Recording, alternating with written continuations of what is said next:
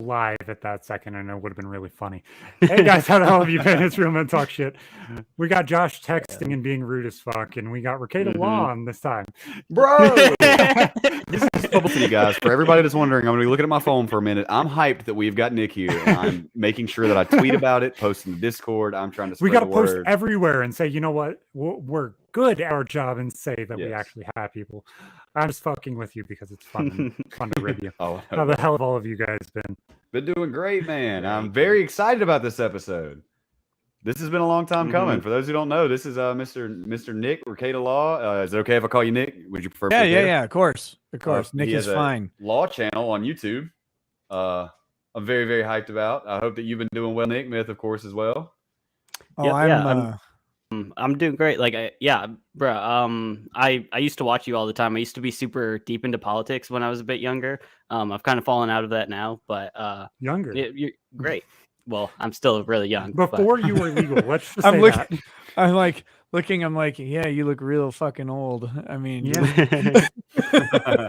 He's like half all of our age. It's okay. He's our Gen Zer. He makes sure that we all get posted on TikTok. I'm 29. But I might as well be 50. Yeah, for my age. The gap in my knowledge of technology, from going away. People say I'm like a grandpa. Came out with the Snapgram, InstaChat, and Confusion, and I will say that it is an honor, man. Every single YouTube video that I have, like I mentioned right before we went live, I think almost every YouTube video says, "Dude, you need to talk to Rekieta Law." And initially, of course, I'm just like, "What is that?" And I've been told, and I would, of course, would ask preferably for your description, but they basically said that you break down legal cases and things. You are an attorney, if I'm not mistaken, right? I'm a small town lawyer.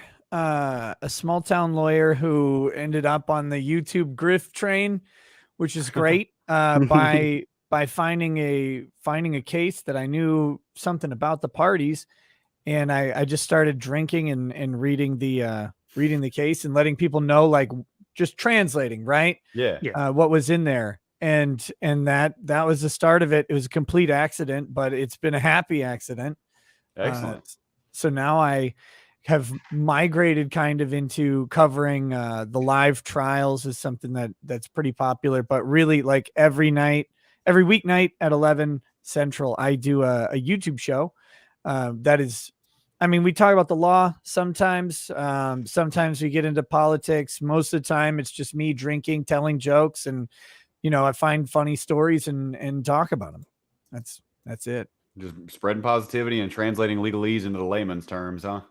Yeah, well, that and laughing at overweight people falling off of things or whatever.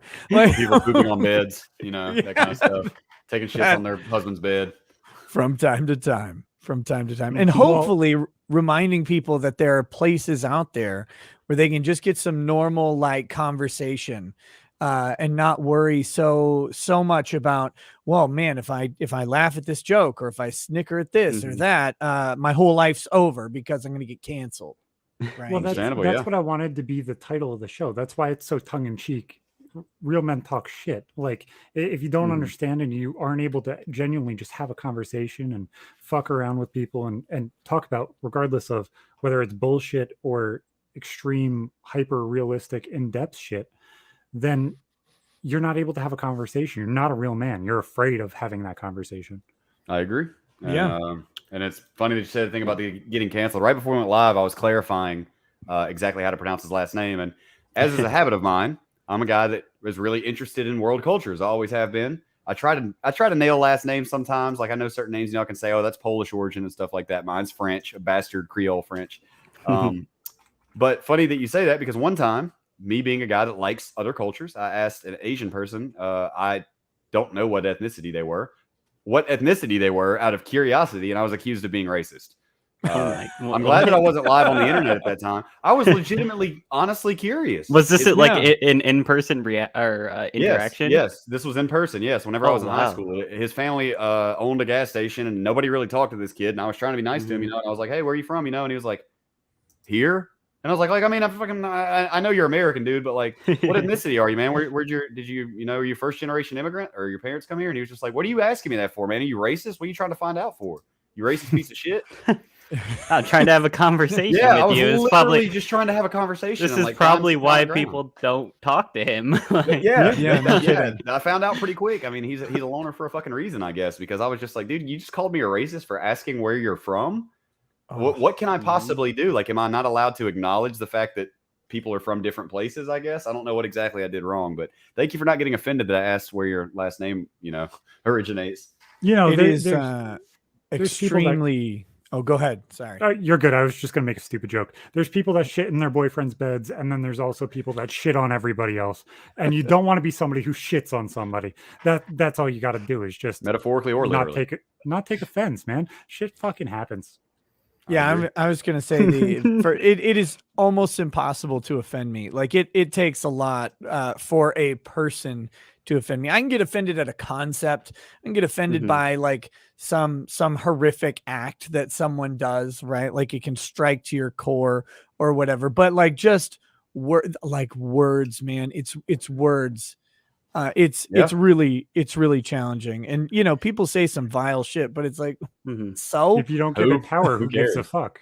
exactly. In all honesty, That's a good way of putting if it, you don't Zach. give it power, then obviously none of the words mean anything until you genuinely take offense to them, and that's exactly Absolutely. what the hell. And then it you're is. giving it power. Yes, I see what you're saying. I normally don't interact with chat, but I want to make a joke. Somebody said, try not to shart your pants on live stream is always wise. Actually, that will happen when I reach partner. I will shit in this chair, Exactly. throw the chair away and buy a new one. But I will shit on live stream whenever you guys decide to push me to partner. So what you're saying is you're going to get the check mark and then you're immediately going to get it taken away. Yes, exactly. Just troll the entire database. Speed because run, that's exactly partner what happened. removal.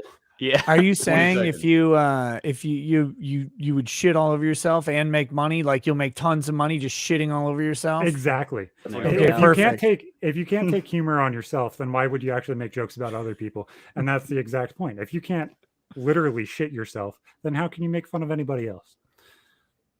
Yeah, I agree. Exactly. That's I can't stand people that like to dish it out but can't take it. I love roughing with people. I absolutely love clowning people. Being a sarcastic dickhead is part of my personality and is 100% false. That is not who I am as a real person at my core. It's my sense of humor. You know what I'm saying? And I don't know. I guess people get that mixed up, man.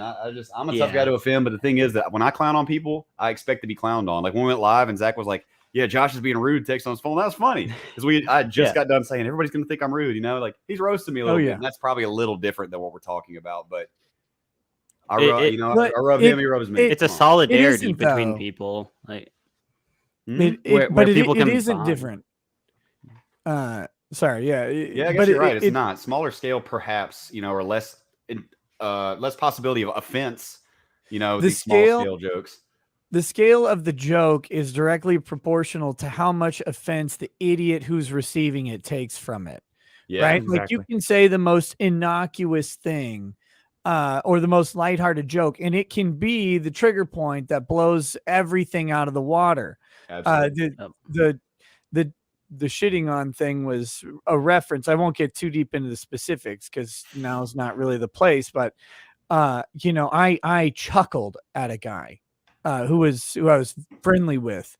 And I mean, I chuckled at a moment from a live stream, and that ended up being that was it. Like this guy's been on a fucking tear ever since. It's like, dude, I chuckled like mildly at you farting. That's it. That's all I did. You farted because it was funny that you farted on a live stream. Simple as that. In all honesty, like, do you think that the way people react is a cause of them actually being genuinely upset, or do you think it's a reason to look to, like, if you already don't like somebody, you look for a reason to hate them? Yeah, I think that is part of it. It's for a lot of people, it's the bridge, right? It's a bridge to where they want to be. Confirmation bias almost. Yeah, they're looking or waiting for some sort of excuse, like, oh, finally, now I've got something. Now I have permission to go there. I don't know why. Yeah. Like if you're mad at someone, just, I guess, be mad at someone, or you could try not being a bitch and just not being that mad. Like, don't be mad at people in general, unless they do something like to personally harm you. But other than that, like, dude, I've been doing the YouTube thing now for 4.5 years, and the whole time I'm just consistently marveling at how these interactions and fights go online. Yeah. No, how does this exactly. happen? Like my friend Cowboy, he's all of our friend. He's one of the patrons. He comes and hangs out with us every other week. And he came in and called me today, and he's like, "Man, I started doing a podcast, and I just need your advice." He told me this big long story about how he was afraid to say something incorrectly. I said, "Man, you're either going to censor yourself for the rest of the time that it matters to you, Yeah. or you're not going to censor yourself and it will never fucking matter." Because if Yeah, you censor make a yourself choice. from the beginning, Mhm. you always will have to censor yourself to that level, or they will always see when you don't censor yourself as fake. Yeah, you're If you setting don't your censor expectations. If you don't censor yourself, then obviously every single person that's watching you in that room, regardless if it's one person or hundreds of people, they will at least know you're genuine. It doesn't matter if your take is wrong and certainly. you have to repeal it at some point. The fact is that's genuinely how you feel, and that's the most important fucking part of it. Absolutely. I was saying that just the other day because so I run a YouTube show.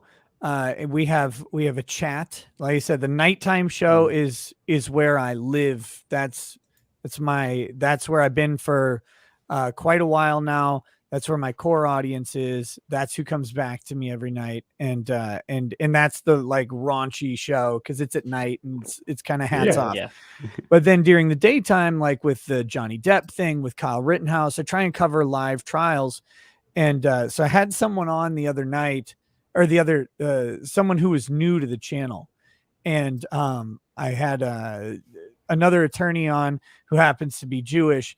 And then people were kind of ribbing him in the chat. And these are people who know him, right? Like who know him, he's been on my show several times.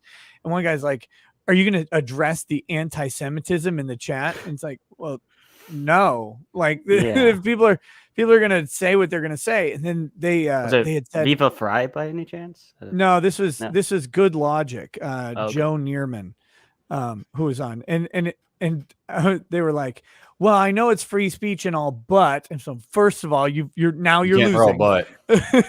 and Can't throw a and it butt. was like, but look at these specific anti-Semitic comments. Like, okay, well, but if I address those and I decide those are bad, now I'm not going to be addressing the next offensive thing and the next one. If you police one thing, you have to police everything. And Pandora's box. Yeah. Nope. It's Pandora's box. Once you start, and then you have a standard that you are expected to be held to. And the second that you then crumble from that standard, you will be canceled. You will be worthless. You will be false. Just like Zach said, they're going to say you're fake, et cetera, et cetera. And y'all know how I am. I try very hard in this podcast to be very balanced. I think that works out well. I think that Zach likes to come in with like a fiery, strong stance on it to open discussions and stuff like that, and so people would probably consider me to be very, I don't want to say censored. I'm hesitant. Is that the word? I think it's more or less because of what's happened to you in the past with your case and stuff like that. That's part it of it. makes you very, very tentative about willing to say the joke or the thing that you're feeling to say.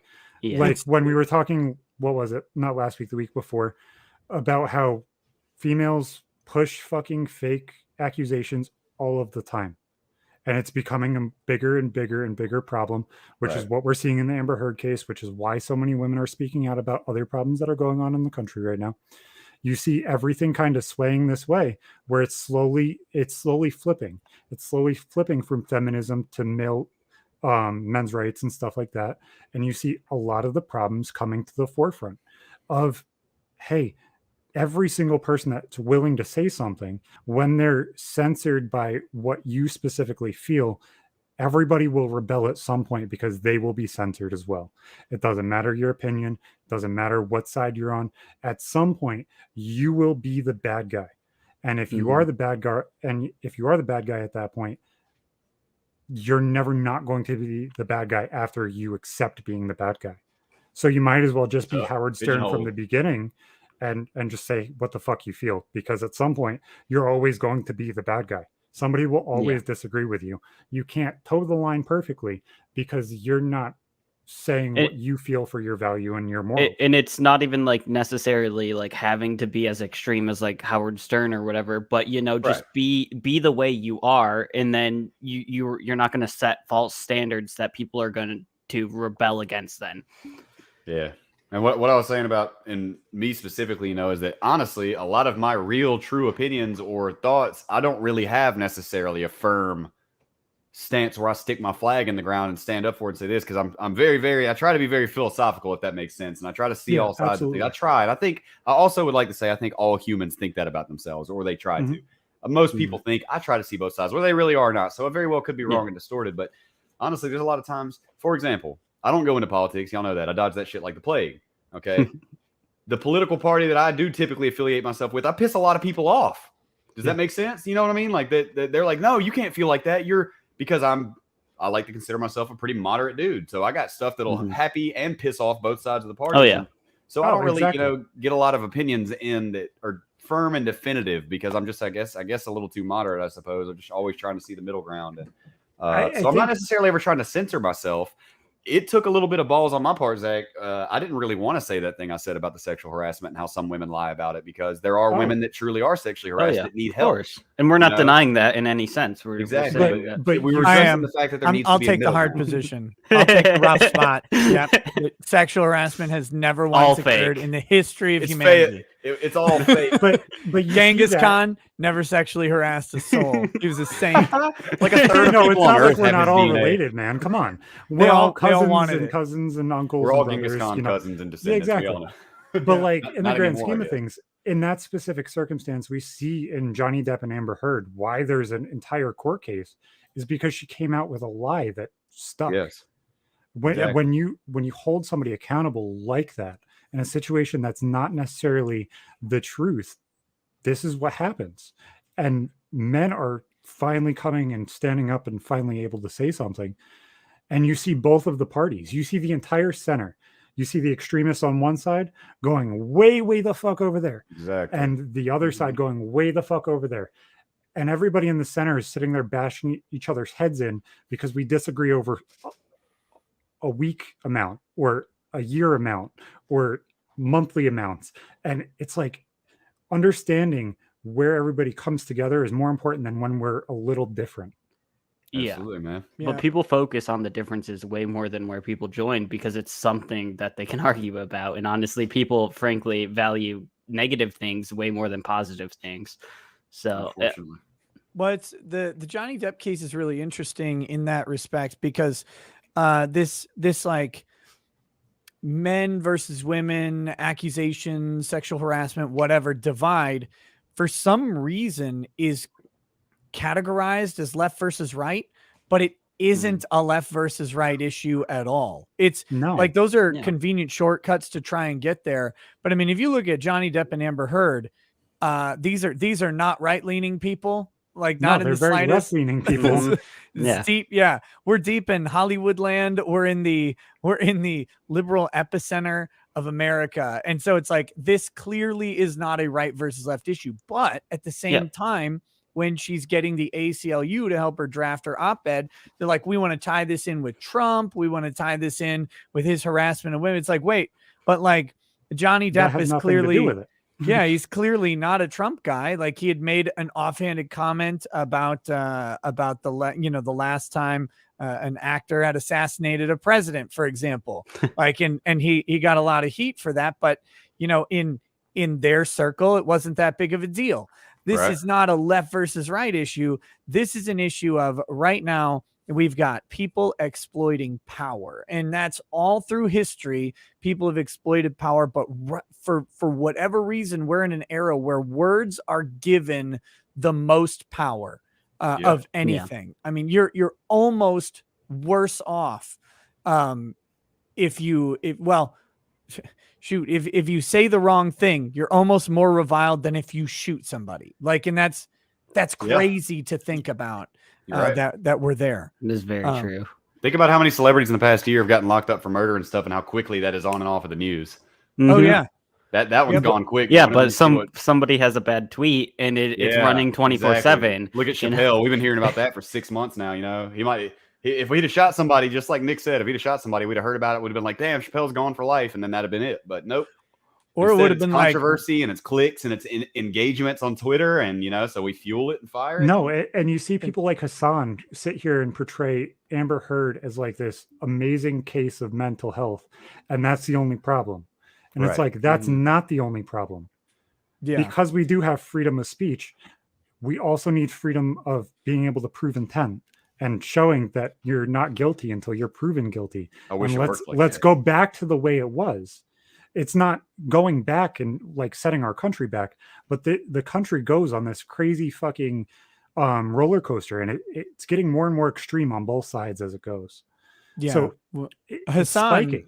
I look, while we're talking about Hassan, I have a policy. I just want to so I have to do this every time he comes up. Hassan is a giant heaping pile of garbage. So that's it. That was my whole policy. Just have to make sure and clarify that whenever he pops up. No, like as far as politics goes, I try and like watch the extremes of both sides, so that way I can kind of see where their opinion. I almost feel like Hassan's not an actual political figure at this point. Like he's I know nothing about him. I'm mostly assuming Hassan Abi, right? Yeah, he's like I don't really know anything about him. He's one of the most pseudo intellectual people I've ever listened to. He says big words to sound intelligent, but doesn't really ever say a damn thing. Oh yeah, I love those people. They're always fun because, and they can. There's some of them who have gotten very good at doing this online. They'll get into debates or whatever and discussions, and they'll rattle off these like rote concepts at someone to support their side. Mhm. But when you get someone who knows, the issue at all, and they're just like, nope. And it's like, wait, what do you mean nope? It's like, well, here's why nope. And it's like, oh my God, put an economist on with Hassan and let him try half of the arguments and see how it goes. It'd be fantastic. Well, he does the same thing everybody on the left does, which is just stick a descriptor on every single person. If it's not an ist word, you're a bigot. If it's not racist, sexist, or fucking goddamn, I completely lost my train of thought, and I'm not even high. Misogynist, maybe? Yeah.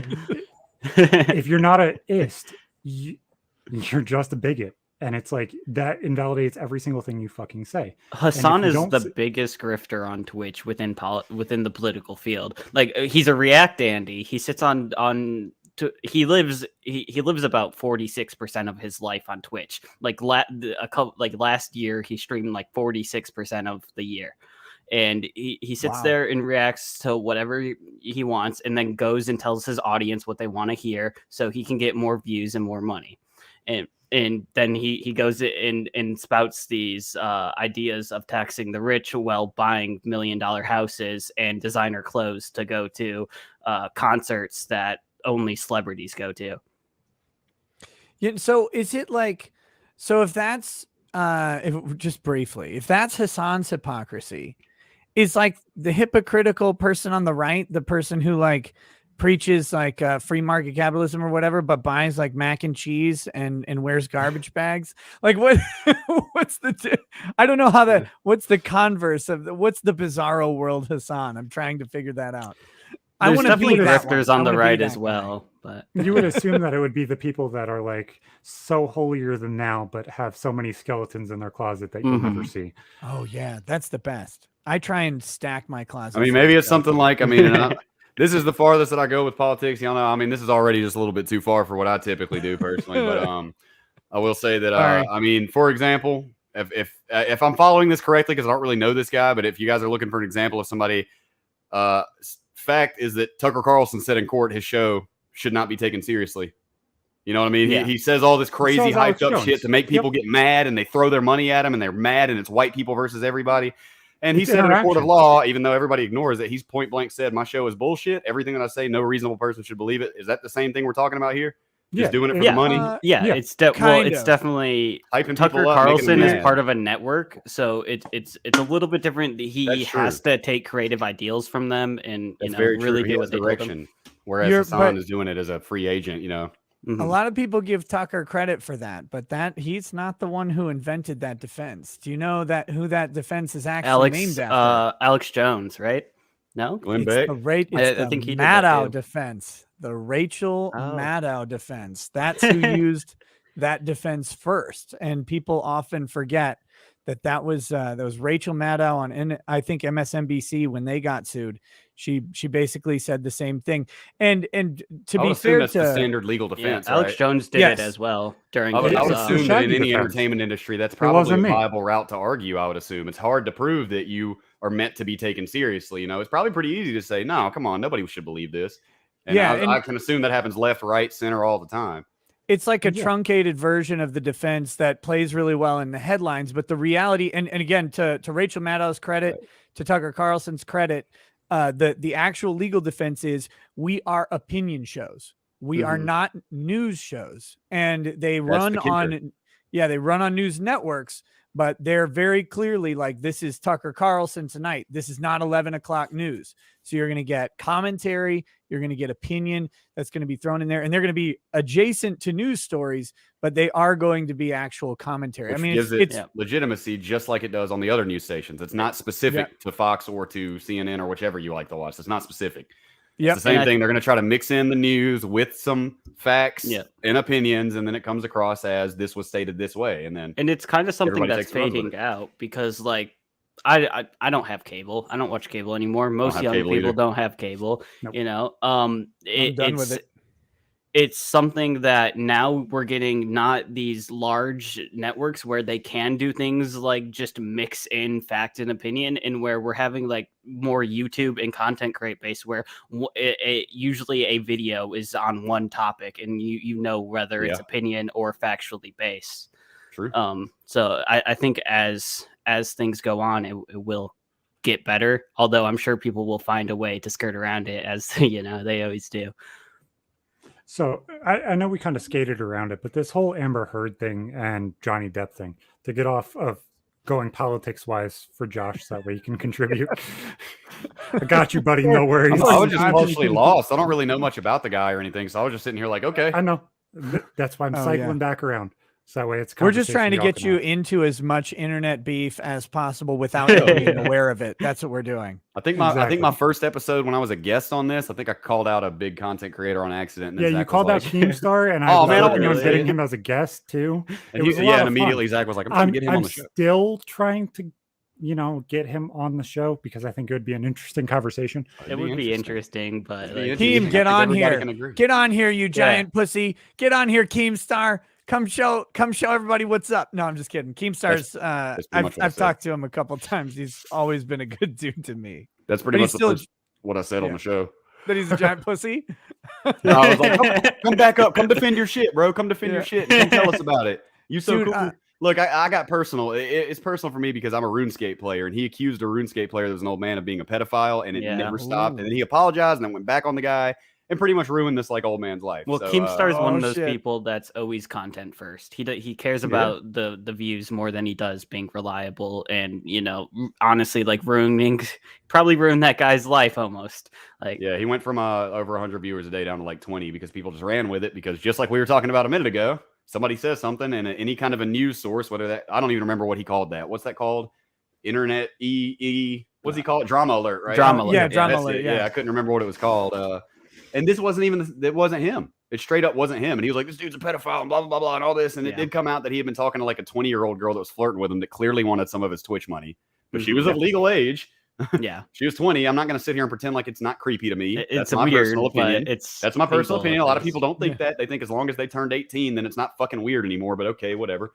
And the dude was just totally reviled for something he didn't do and was not involved with, Yeah.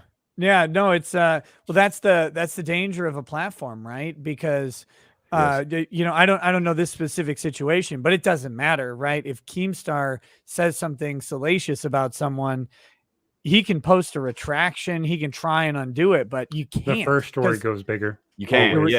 The retraction is never going to be as effective. It will never have the seen that video where the cop threw the bag back into the guy's car? Yeah, I've seen that. You guys see that? Yeah, there was a video No. of, it's like maybe a teenager, a young black dude, and he's filming and all this, and the cop comes around and he's filming, and the cop clearly throws a bag on the seat, and the dude's like, "Hey man, no, you planted that, blah blah blah blah, man," and it went super viral, and everybody's like, "Oh man." In the long form video, the cop blatantly says that was in your friend's pocket. Yeah, I didn't plant that. Yeah. It was in your friend's pocket. I just pulled that out of his pocket, and it was empty, by the way. There wasn't even drugs in it. He said, "That's an empty baggie that I pulled out of your friend's pocket, clown. I'm not planting anything." But look, when I looked at it, the video of the cop throwing the bag had like 15 million views. Oh, yeah. Long form The video actual of them video. saying, I'm not planting that. You're not being charged with it. That is something I found, and I'm not planting it. That's his right now. Like the whole long form where he very clearly did the proper police etiquette and explained to him, this is not being charged with you. That had like 10,000 views. Oh yeah, and this Oh, is something that the news does all the time as well. They'll post a story and then it'll blow up, and then they'll post a retraction after they get heat for it, and it'll get like basically nothing, a very low fraction of what the original story got. Sure. And they keep doing it, and they know what they're doing. It's just they'd rather have the clicks. Did you guys know that there were a lot more people against me when I got out of prison? Did y'all know that because of what I said? Yeah. That's the rare occasion, man, and that was because of publicity. That was because of publicity. Well, That was the news. I was all over the news when I got arrested. They added a year to my age, which made it sound a lot worse. Look, a 19-year-old making that threat against the high school that he just dropped out of is a little bit different than a 20-year-old. Yeah. You probably should retell the story for Nick. Yeah, just that way yeah. he has a general idea. Yeah. I'm only peripherally familiar with your story. All I know is that basically you are Satan, Yes. and you played RuneScape, which makes is you even worse. double Satan. Exactly. Yeah. Still plays Retarded RuneScape. Satan. Triple Satan. Modern day forgot that part. Dungeons and Dragons is the devil game. Retarded Satan. All right. So long story short, man, to the viewers that are regular on this podcast, we're sorry that we have to, skim through this every now and then. But I was drunk back in 2012 playing the game RuneScape. A friend of mine logged in and was talking to me about this video game that makes fun of the Columbine shooting. It was a popular video game at the time. I found no interest in it. I looked at the page. I did not download it. That was a big deal with the FBI. They tried to say that I downloaded it. I had to prove that I didn't. And the judge basically said he didn't care because he didn't know what download meant. I told him I didn't think this was funny, this Columbine shooting game. Yeah, my judge told me he didn't know what download meant. Yeah. I told him Love no. that. Another player says, don't talk about Columbine, bro. If you're going to Columbine, you should just call me on the phone and kill yourself. Typed his phone number in the chat, tells me to call him and kill myself, right? So I said, bro, killing myself would just be a waste, man. I got to take people with me, dog. I'm going hard, man. Wait till the Columbine anniversary. You want to see something about Columbine? Just wait, buddy. On April 20th, that's hey, on 420, I'm going in, bro. 4 days later, the SWAT team, the bomb squad, and the FBI raided my house. I was arrested. Was charged with transmitting threats to destroy buildings, along with transmitting threats to kill and injure the person of another. It became a huge, huge case for online freedom of speech where the threats can be drawn, because at the time, the only pending case was the Lonis versus United States, where he rapped about how he wanted to kill his wife and blow up a kindergarten in a rap song. And he ended up, going to prison for it, for being too specific, basically. His case was pending in the Supreme Court at the time. And here's the thing with you being an attorney, right? At the time that I made the threats, the standard was if a reasonable third party could believe that the threats were credible. That was the standard at the time. Since Lonis versus the United States is now passed, there must be proof of criminal intent at the onset of the threat, meaning I was intending to cause a panic, I was intending to cause an evacuation of a building, or I was intending to actually go through with it, and there's evidence thereof. This was pending. This Lonis versus the United States was pending in the Supreme Court. My lawyer came to visit me the day before jury selection started, and he said, listen, they're starting jury selection tomorrow. This is your last chance. You've got 2 charges.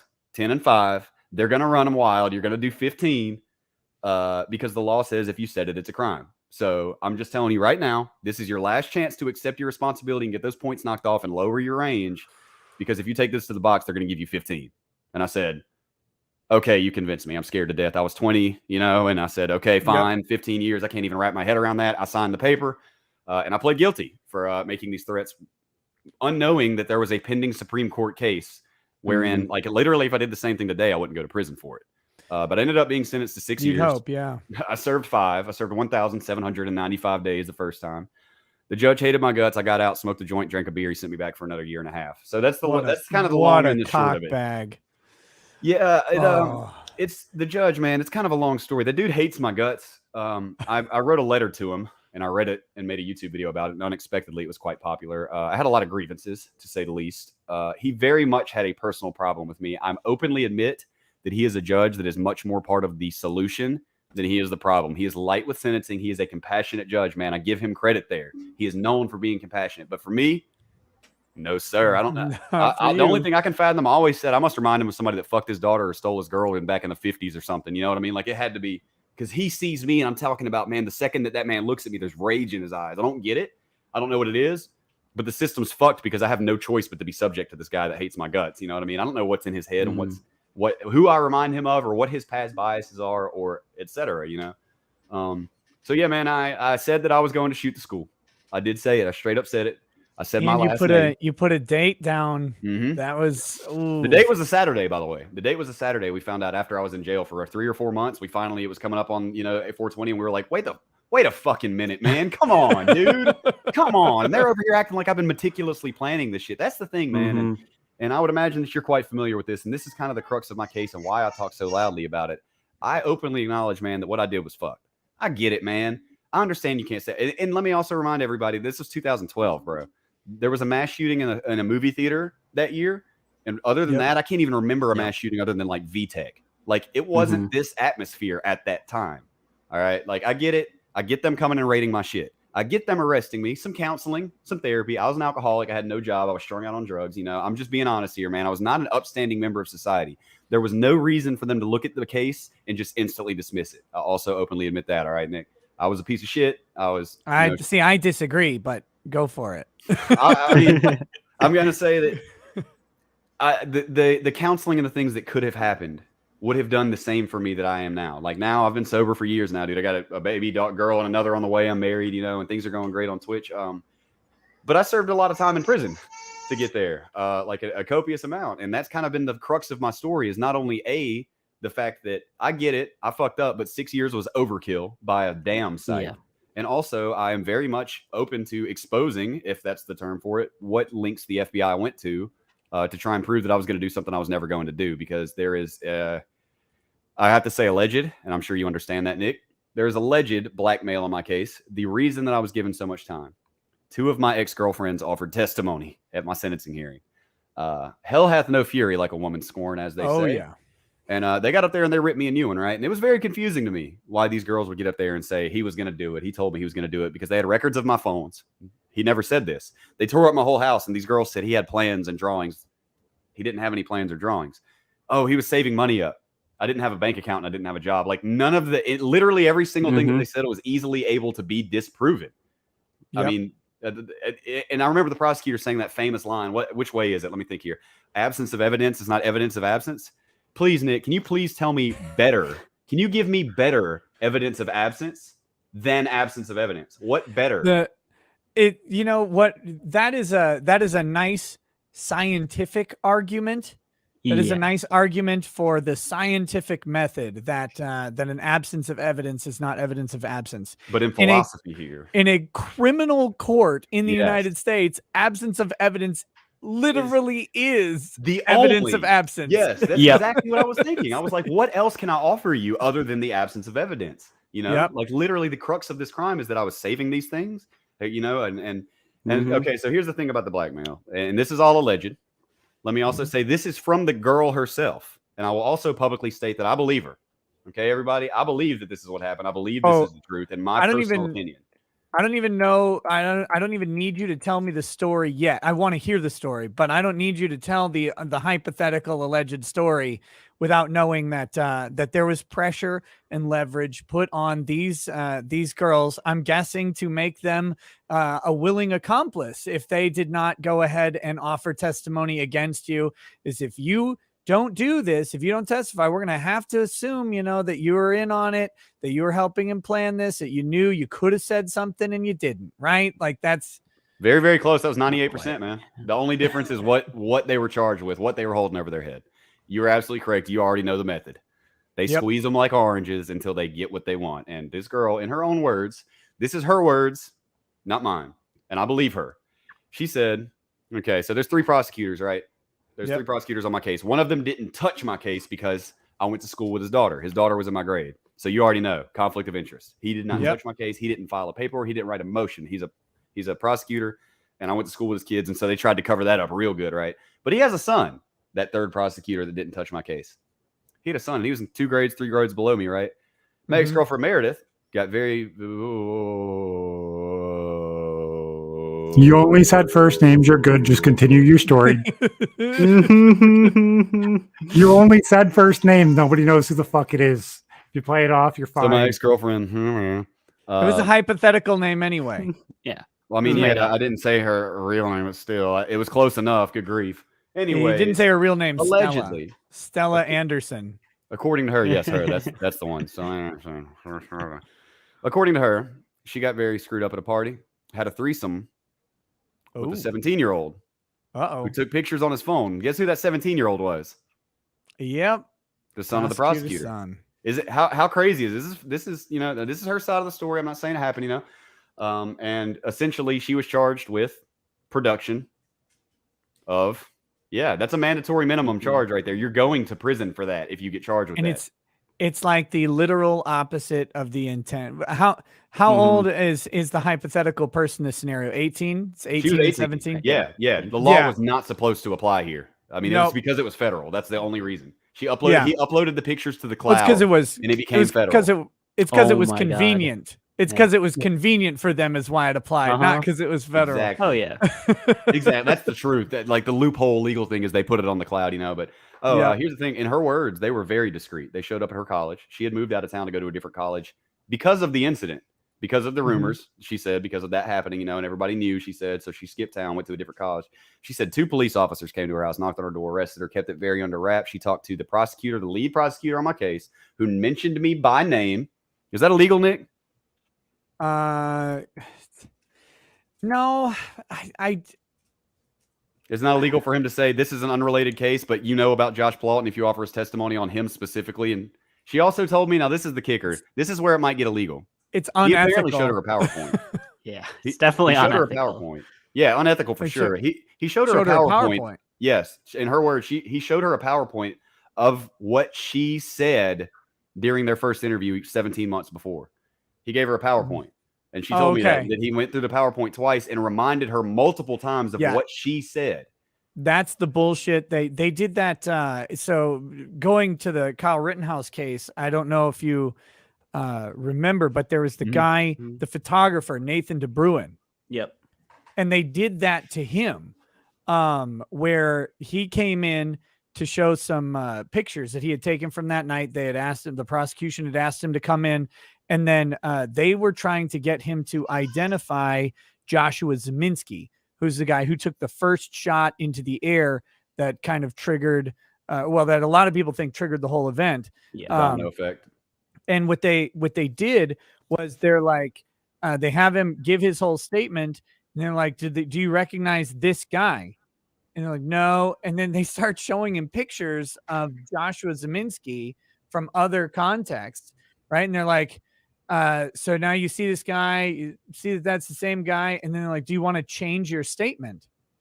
And Nathan DeBruin came and talked about this, but that was part of his testimony.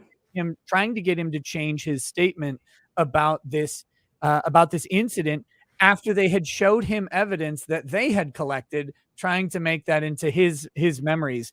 And they are not supposed to do that shit, but prosecutors, man, they get so much leeway. They can lie to you. They can do all of this stuff. I would go to prison, contempt or something if I did what they do. Oh yeah, 100%. And I remember a big thing during the Kyle Rittenhouse case is the prosecutor would mention things that he wasn't supposed to mention in front of the jury and then get reprimanded for it and then just do it again because he wasn't actually getting in trouble. Because now it's already in their head. Who cares, Yep. Objection, sustained. Oh, well, the jury already heard it. He did his job, It's just like the Johnny Depp and Amber Heard shit. Every 2 seconds you hear hearsay. And it's like, they heard you. It doesn't fucking end anything. It's just... Yeah, you're saying, "Oh, take that from your." No, that doesn't work. And they're trying to the credit of Johnny Depp's lawyers, especially on this Amber Heard direct examination that we ended the week on. They have been Camille Vasquez is the attorney who's doing the Amber Heard as a witness for Johnny Depp's team. She'll be the one doing cross-exam. She has been trying to nail those hearsay objections before anything is said, and she's been doing a pretty good job. But yeah, it's there's the whole plant it in the mind of the jury and consequences be damned. Now they're in a civil case, so they have to tread a little bit lighter. Yeah. Because if they do it too much, if they get too egregious with it, they could be sanctioned. Prosecutors are almost never sanctioned for pulling the same bullshit. Yes, exactly. And it's just like the judge is just like, now, don't you do that? And it's like, don't you do that, judge? This is my life on the line. Exactly. It's like they're the state. They should be at a far higher standard than any of this. They're so they're malicious. not. They're granted this is my country. Way. Yeah. I feel like they do the legal equivalent of Cobra Kai. Like you remember in the Karate Kid, they're like hit him in the nose, even though you lose a point. Now the motherfucker can't see. It's too late. It's worth it. I feel like they're doing that legally. Like, oh yeah, we took the hit for the objection or whatever, but now he's fucked. Now he can't see. You know. I just feel like they're Cobra Kai in it. It's nuts, man. And you know, you mentioned that your case couldn't have happened today because of Alonis, I think you said, which I'll have to read that case. I wasn't familiar with the case itself. He was reconvicted, by the way. Oh shit. The standard was raised, but he specifically was reconvicted. I don't think I would be. Dude, have you heard of this kid named Lucas Gerhard? I don't believe so.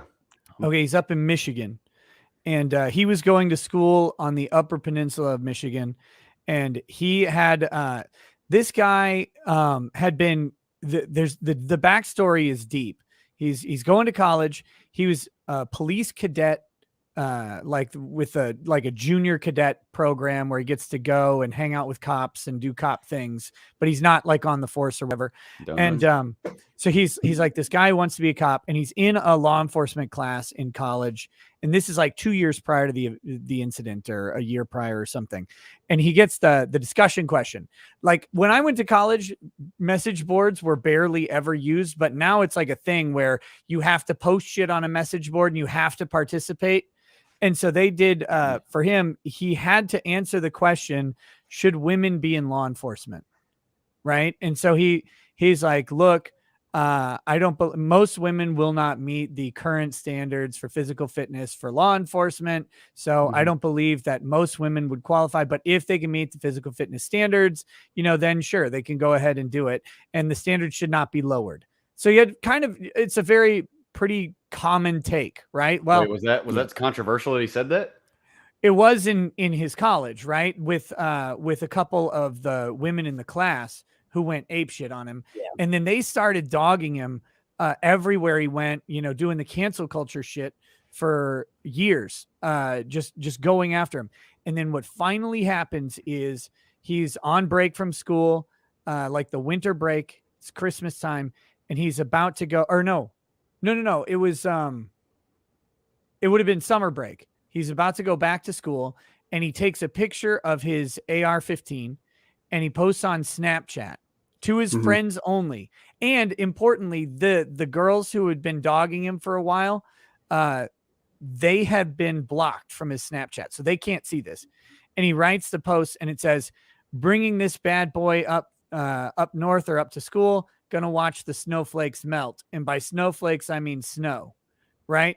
So kind of an edgy post. He even clarified. He said by snowflakes, I mean snow. Right. Yeah. But in his police interview, he did say that snowflakes would be like melting the minds of people or whatever. But people who are sensitive.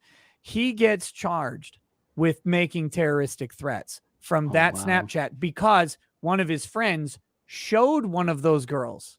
Fuck's sake. So she wasn't even the intended recipient. And she's like, haha, I got something now. I'm scared. Oh no.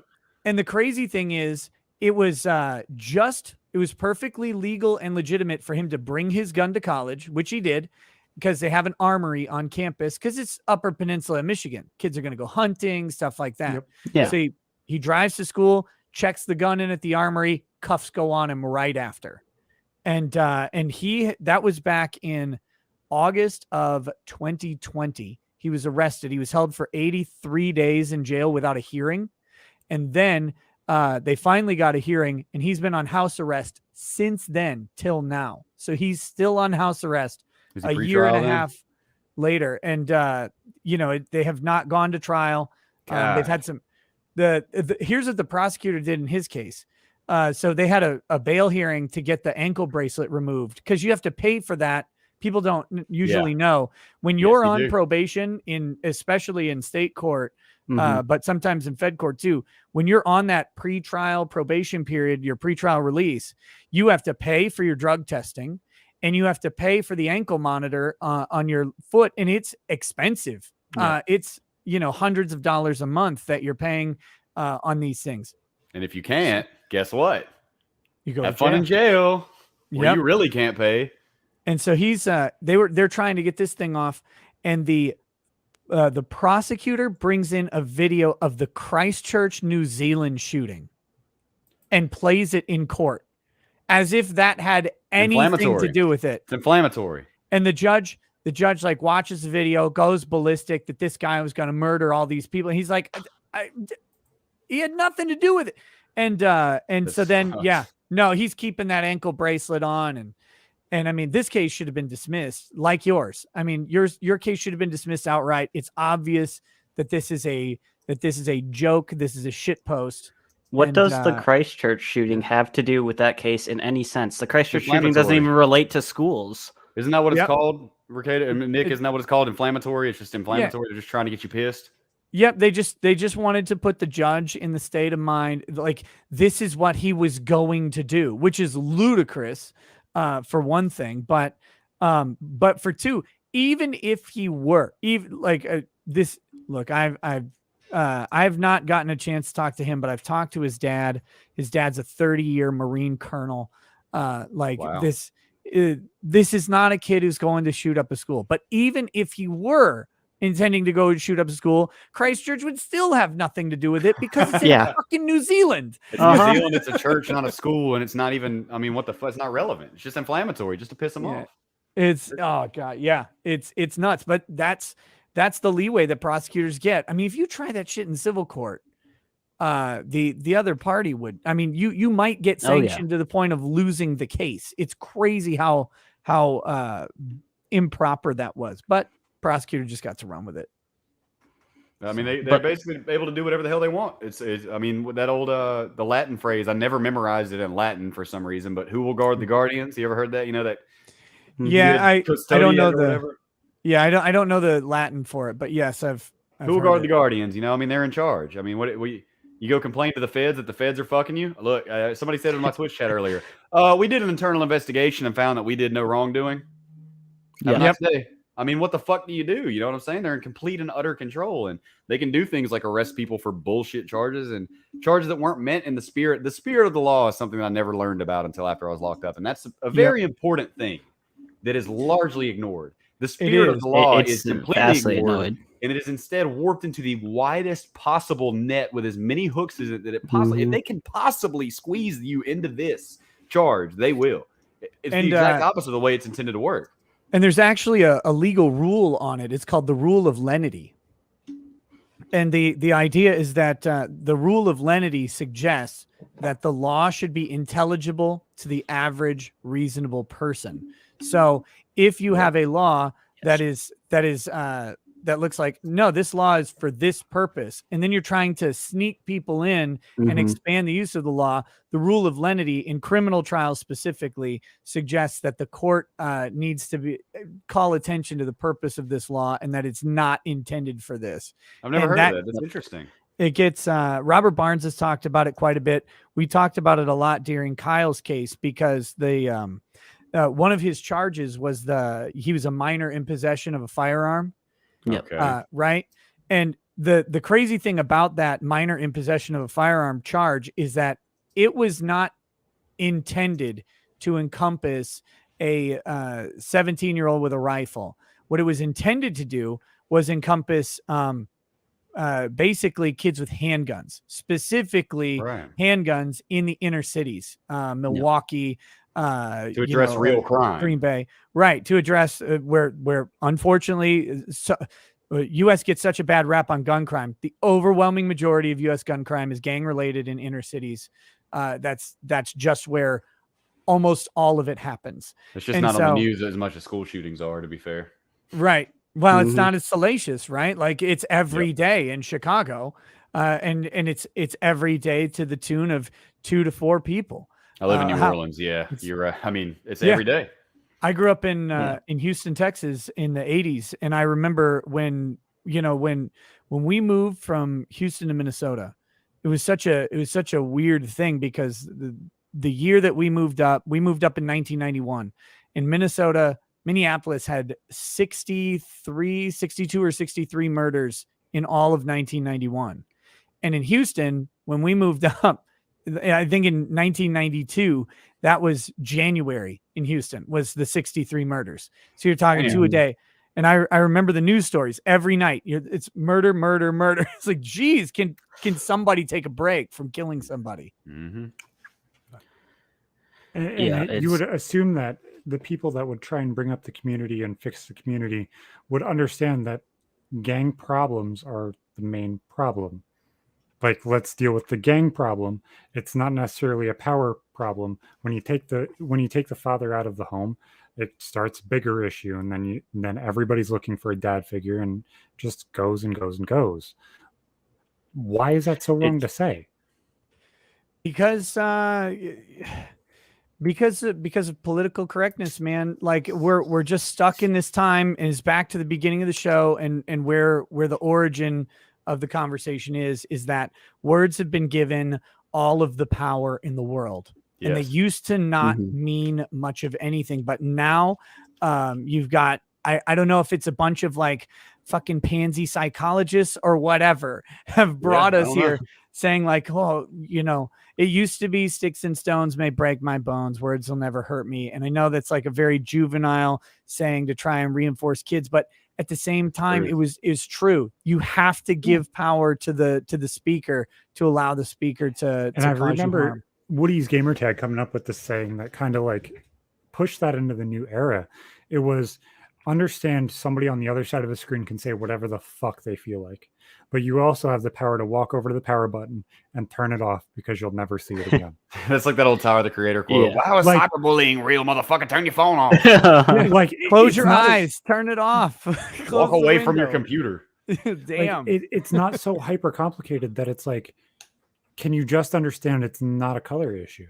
It's a low income issue. When low income people need money, they turn to drugs. When they turn to drugs, they go to jail, and then their kids do the same exact thing. It's a cycle. Why? Like, I was a low income family for the entire part of my life. Like, that's what fucking happened. Half of my friends from elementary school and middle school are in jail or have committed murder or overdosed. Like, what the fuck?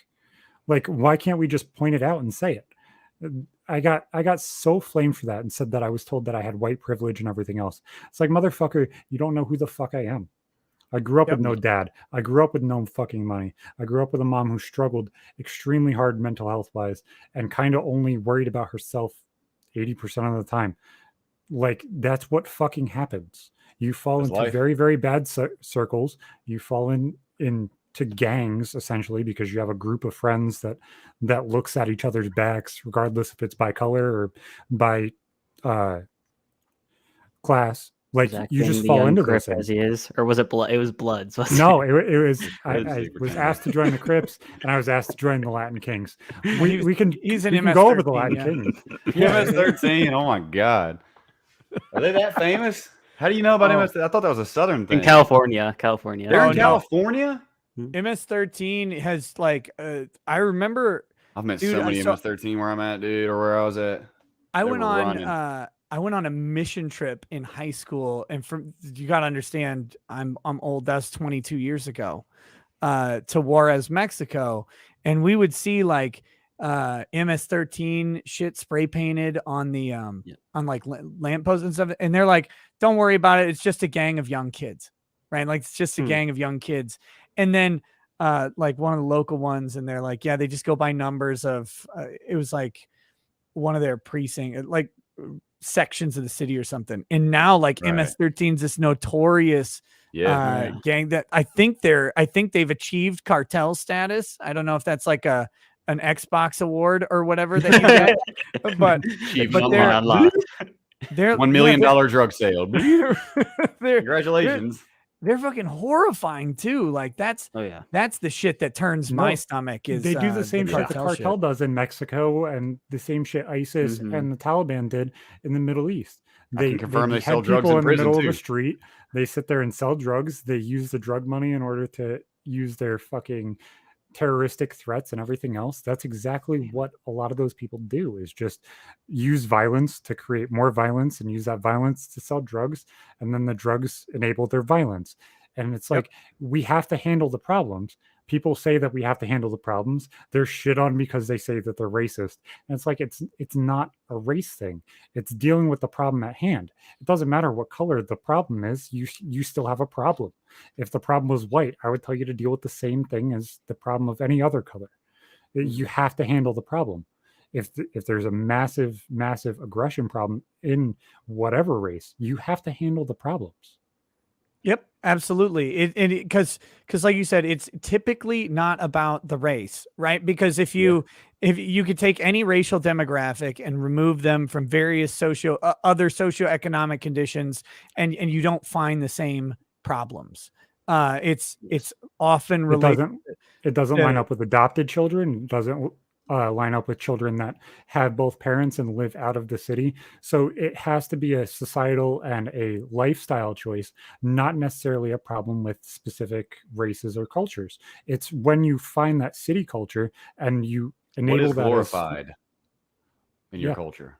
I'm Yeah, sorry, I didn't mean to cut you off. I was trying to add to that. I you're didn't mean to good. stop your sentence, but Yeah. like, what do you glorify in your circle, in your culture, and in what you do? You know, what do you guys aspire to? Definitely Right. a big part of it. Who are your models? And what I aspire to is talking about sex toys. No, I'm just kidding. Exactly. And let's talk about our sponsor, Adam and Eve. That would be such a good transition. Are you That was my tired great of one. being away from your partner? Have you heard of WeVibe? Control it from your phone, no matter where you are on Earth. Uninstall WeVibe by Tinder. Adam and Eve. That sounded legit. I'm guessing you've worked with them, huh? That was pretty No. good. No, No. bro. If they I- come to me about want to be on my channel, they can. What's up, Adam and Eve? Yeah, it's Exactly. Come on, Adam. well, and you Eve. can. Their We'll have sex affiliate conversations too. their affiliate links are open. You know, you can join their Yeah. affiliate program, put your link on there, and get sponsorships for every giant dildo that someone buys. I'm just not sure how many Moby Yeah. Huges we can sell, man. Yeah, I'm not bro. positive. The I mean, problem is I want We'll all be $8 Moby per Huges in inch our from every background. sale. I want the coupon Body code to inch. be Real Men Talk Shit or RMTS. You don't want coupon code long ass amount of letters and 20 Right, at the end. That RMTS, just man. doesn't work. Doesn't work exactly. I meant to mention one more thing about the spirit of law, or I guess this wasn't about the spirit of law.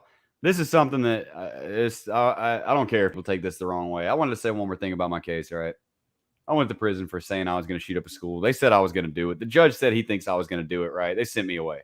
Mhm. 6 years. Okay. I just like a This is 6 hypothetical years, here.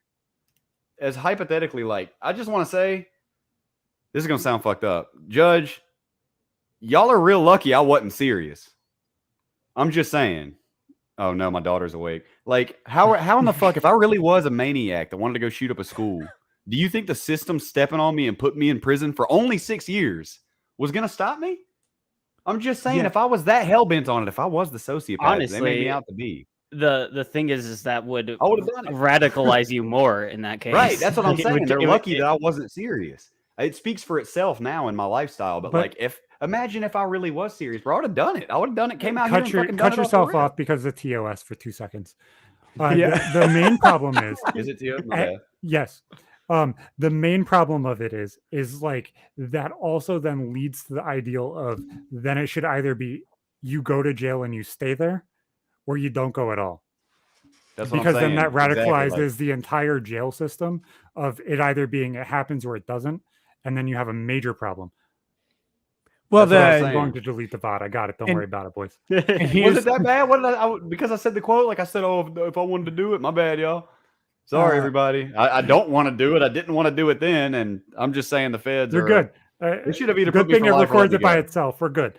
I don't have to have the VOD there. We're absolutely okay. Zach's Let just me like, let me move grab on, my vape move charger. on. I've tried to hit this like 8 times and it's dead. Give me 1 second. No worries. Just 1 sec. But Oh. see, but I had the point, and now he's cut it off. What am I going to do? I just have to hold on to this thought. I feel like that guy No in ADD Memento. letting go of it, Nick. Just Hey, keep Memento saying it is like, over and over. Gotta write a pen. Gotta find a pen. Gotta write it down. Gotta write it down. Gotta write it down. What was that? Like, it's just done. Oh man, I like that. Right when he starts talking about terrorism, his daughter woke up. That was good. That was Yeah, There we exactly. go. Heard the calling. It's like, All right. all what's right. up? Welcome back, man. Thanks, man. Good to be back. I was gonna say though, like this is the hard thing. This is one of the things I try to talk about on my channel all the time. I'll probably hit it tonight because now I'm thinking about it more. But it's we have become such a soft fucking culture that does not want what got us to where we are. Like the US got here. We got to be an economic powerhouse because we allowed people the ability to take enough risk, and we allowed people the leeway to speak their minds without punishment, at least without legal punishment. And so the answer to the question is, of course, in 100 out of 100 cases, what you said, whether they intended to do it or not, because that's a thought crime that we would not be able to identify, you should not have gone to jail. In 100 scenarios with all sorts of different variables, what you said, talking in RuneScape to a guy in a shitposty conversation. It disappears in 15 seconds. The text just disappears with a fake name. Yeah. About this, talking about a Saturday, 100 times out of 100, that should have been dismissed as not an actionable threat of violence. But now we want law enforcement to come in and mitigate all of this risk for us. But freedom is risk, and not to get political on the issue at all, because this isn't a political, even though political sides have taken stances on this, but this is an apolitical stance in the way I'm talking about it. The mask stuff, the mask mandates. Here's the reality. Freedom says that I can go and be out, and it's not my responsibility to protect you, because you are free to stay home if you are afraid of the danger you're going to face. But when I go out, I'm exposing myself to risk. When you go out, you're exposing yourself to risk. That's freedom. And if we don't have that, then what you have is a police state, because they're trying to prevent all of the risky things that might happen. It's the whole Second Amendment argument. People are like, well, what if someone takes guns and shoots up a school? And you go, well, that sucks. That really does. That's called freedom, honestly. Yeah, it's like that's the risk liberty versus reward. Right. It's America, I guess. The liberty is that everybody has a chance to defend themselves or to just have guns because they think they're cool. And yeah, someone might decide to do something bad with it. And I'm really sorry when that tragedy happens, but we can't prevent 100% of tragedies. We can't even prevent a reasonable amount of them through this. The overwhelming issue that stops crime in America is that people just aren't that much of criminals, which is crazy to think about, because any one of us could procure a gun and walk around and shoot any number of people. And the fact that doesn't happen literally constantly is baffling to me. I mean, like, relatively small amounts of shootings per day compared to the guns. That's a good point. Yeah, when you think about, we have 300 million guns in this country, and we end up with 8 to 10,000 gun homicides a year, which is a lot, but it's really not a lot when you think about how many guns there are. And when you get down to school shootings, and you really think about it, school shootings, there's 85,000 public schools. There's another like 36,000 private schools. So you're over 100,000 schools active every single day for 9 months out of the year. And you come up with 1 to 2 like serious, all of them are serious, but major school shootings, newsworthy shootings a year. And you're like, wait a minute. Like, this could happen every single minute of the day, the realm of possibility, and it doesn't. And that's it. I mean, your house and car don't get broken into the majority of the time because nobody wanted to at that moment. And I understand what you're saying. It's the responsibility of humans, sort of. Our general tendency to be upstanding speaks for itself. Yeah, it all comes down to liberty versus security. And as Americans, like, we chose to liberty, and people are giving up their liberty in order for more security, and that's just not how we have set up security. Ain't how you move forward. Sitting there in your little hole doesn't progress humanity at all. You know what I mean? Being unrealistic and fake doesn't help anybody. And even having the centrist point of saying, hey, even if we instituted mental health screenings, which is like the easiest thing that you could allow, nothing all of us, it doesn't prevent anything, because even me, you, any person on this call is intelligent enough to scam a fucking mental health screening. If somebody wants to do something, it's just adding more paperwork to do it. And yes, the mental health issue often doesn't manifest until right before the event. I mean, these are people who snap. And one of the way I analogize it, I say just about everybody you know is 1 to 2 really bad days away from a serious felony offense. Either it's drugs, it's drunk driving, you know, it's where they hit someone or something. It's where they just snap and assault someone, or they flat out go out and just pop someone, you know, a bad breakup. You know, someone, they get fired. I remember the movie Falling Down is a great movie with Michael Douglas. I mean, people are just, your life can be going great, and then in one day it can turn the exact opposite. And of course, Josh, you probably know that better than anybody. and you know, it's a great tribute to your character that you came out of prison as an improved person, because so often that doesn't happen. So often people come out radicalized, and they are with reduced prospects for the rest of their lives, and they meet people in prison that they're like, well, I mean, I don't have anywhere else to go, but I remember Reggie gave me a hot tip and said, hey, call him up if I ever get out. I can't believe you just said that name. Oh my god. But it's that true, was way though. too realistic, bro. Okay, sorry. that was a good name for you to use. Oh my god. That's how they go, man. That's how it goes. And it's someone like, hey, when you get out, man, if you need anything, you hit me up. We'll find something. The next thing you know, you're doing a 15-piece, a 20-piece, or life. I've seen it time and time again. You know how many lifers in there have had so many chances, dude? It's sad. It's sad. There's dudes in there that have been in there for 35 years. And let me tell you, I've said this before. I have firsthand experience of talking to men that have been in prison for 25, 30, 50 even years. They would not commit a crime if they were released. You know what I mean? 35 years, 40 years. Judges have no sensitivity to this. And I'm not sitting here saying let's be sensitive on criminals now. This man had his chance, and he knew the fucking law, and he knew he was going to go to prison for life if he got caught. Hands down, he deserves it, right? I will say that hands down. He knew the consequences, and he did it anyways. 45 years later, he doesn't want to do any more crime. He wants to go out and watch the sunset. You know what I'm saying? But I mean, it's a little bit too late. In reference to what you were saying about, you know, security versus liberty, right? We also have another flip side. Think about the Nicholas Cruz case, man. That one really irked me. That one really, really fucking got under my skin. That dude posted on multiple social media accounts with his real name what he was going to do. Yeah, but they're trying to pretend as though there's some. What's the movie where they arrest people beforehand? What's it called again? People use Minority Report.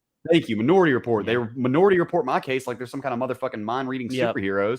But Nicholas Cruz is literally bragging on the internet with his real name and his real face. I'm over here. My name is Paul Gilbert on RuneScape because he's my favorite guitar player. And I'm talking about fire capes, video games, and magic and potions and knights. And then all of a sudden I make this threat and go back to talking about the game. And I went to prison for 6 years. But Nicholas Cruz is over here, killed a bunch of people. What the fuck? And then there was another guy who they want. When I was in rehab, so this would be, you know, I was mandatory sent to rehab as part of my probation when I first started it. This would be early 2019, I believe. There was that guy that got caught before he shot up a school. He went in there with the interview with the cops. I saw this on the news, and they were like, you know, did you mean it? You said these threats, he had these guns. And he said, yeah. I mean, I just was picturing it, man. I was just going to run in and just squeeze until it stopped going bang. You know, I just wanted to just shoot it at as many people as I could. They put the kid in counseling, and like, fucking, this dude had guns and drawings, and this dude was going to go murder people. This guy was going to go murder children. And he didn't even get like any actual charges because basically, I guess because he confessed. I don't fucking know. But I went to prison for 6 years. One more reminder real quick. Like, I'm good about it now. You know, I got out and everything worked out. But dude, can we get some consistency in the feds? Can you guys not look like fucking clowns? Is there any way to make your institution not look like evil, horrific, bumbling clowns? I don't think so. And No, before they're Sorry, a Ben. horror show, man. And the way prosecution and even the way investigation is done, like, because we can't let the police off of their involvement in this stuff. The way that questioning, interrogation, and stuff goes, and gosh, this came up in the Amber Heard Johnny Depp trial. It was such a great moment for anybody who cares about like improper prosecutions.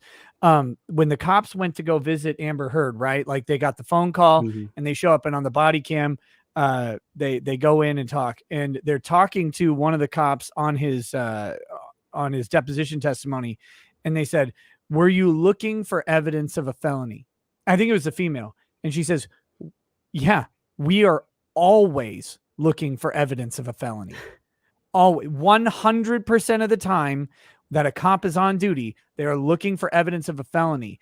And that is the most critical thing to understand, is that their job is not to solve crimes. Their job is to find Numbers. evidence of guilt. Numbers, No, you convictions, call and them. sentences.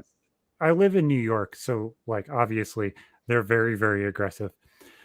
The first thing they do is like, is this a domestic case? So I can handle it right now and just leave and go handle something else. Absolutely. That's the first thing they think of. It's the first thing they look for. And Mhm. honestly, if they sat there and they didn't see anything within the 15 minutes that was proven that they were there, or the 30 minutes that they said they were there, Right. in all honesty, who the fuck knows how long they were there? Cameras can be changed and edited. Who the fuck cares? Obviously, there was nothing. Of course. Yep. Yeah. If a woman has bruises on her, regardless of what she says at that second, they will take the person that caused the bruises. I'm sorry, they don't listen to somebody who sees that they have bruises. Even if they're not going to press charges, the state will fucking press charges. It's not complicated. And the fact that they didn't shows the fact that there wasn't fucking anything. Yeah, Yep. I agree. I mean, absence of evidence, right? I mean, we discussed that earlier. It's exactly what it comes back to. They can't. If nothing happened, then that means there's no fucking evidence. So, this is random. I think somebody mentioned this in the chat earlier. But have any of you guys seen The Staircase by chance on Netflix, or are you familiar with the Michael Peterson case? I've seen parts of it. I have not seen all of it, but Michael Peterson was an author, and he when he was in like I guess the 80s or something, he was living in a house, and a lady fell down the stairs and died, and he was like the only one in the house. Right? Well, 20 some odd years later, 15 years later, whatever it is, his wife did the same thing, and it became a major murder case. And let me tell you, the evil in those prosecutors' eyes, man. How do they sleep at night, bro?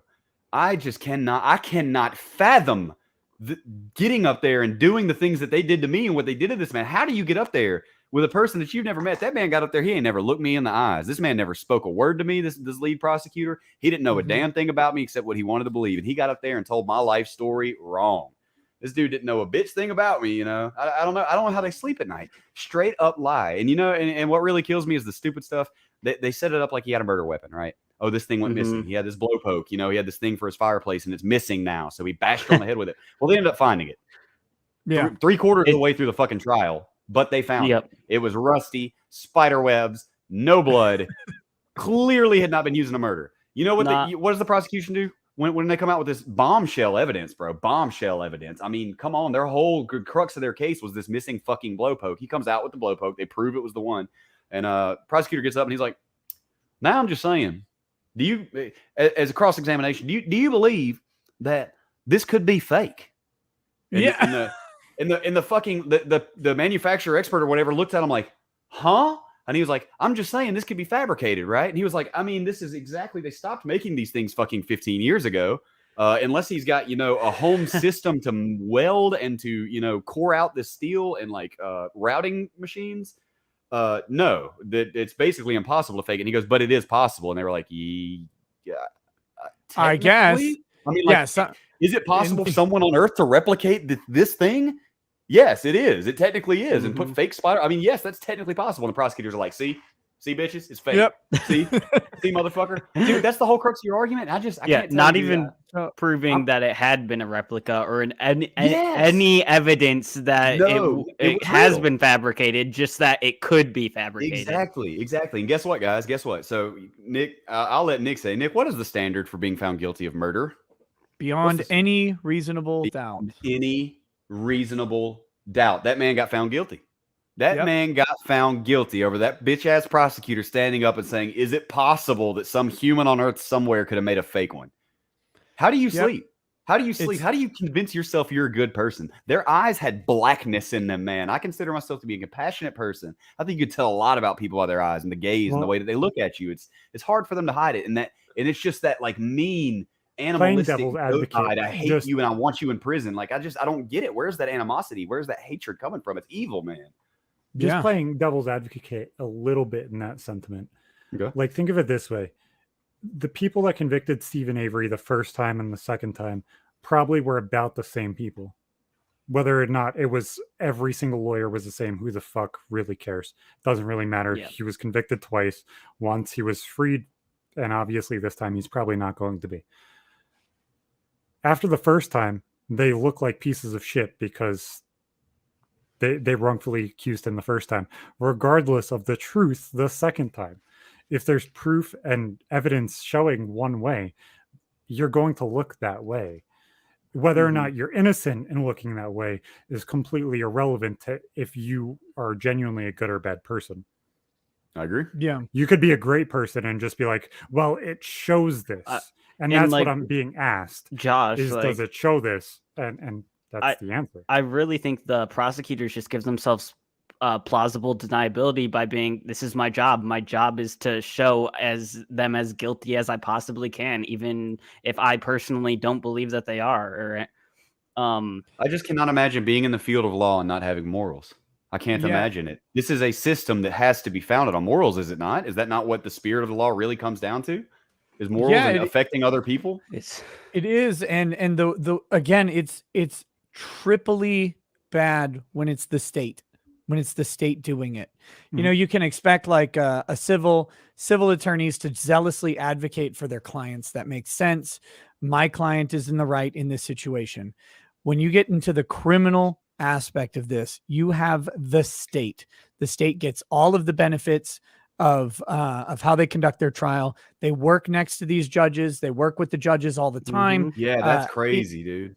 Yeah, in and out of court. And the penalty for it is a deprivation of liberty or even life at times. But exactly, I wanted to tell a quick story about how this impacts, you know, someone else in the real world. Exactly what you're talking about. Almost the same scenario. I had a client who was charged with just the lowest level felony possession charge you could have in Minnesota for marijuana, right? So he's got some marijuana, and so he gets felony possession charge because it's more than 44.5 grams of marijuana, which comes out to it comes out to like about an ounce. If you have more than an ounce, then it's felony level. If you have less than an ounce, effectively it's or maybe it's a half ounce. I don't remember the conversion. That's like 2 ounces. Yeah. Okay, is that what that is? Oh, close, yeah. Wherever the conversion is, but it's 44.5 grams. And so but that was the charge. But the scenario is this: his house burns to the ground. Whole house fire. His house 115 years old, dry as a tinderbox. And the thing lights up.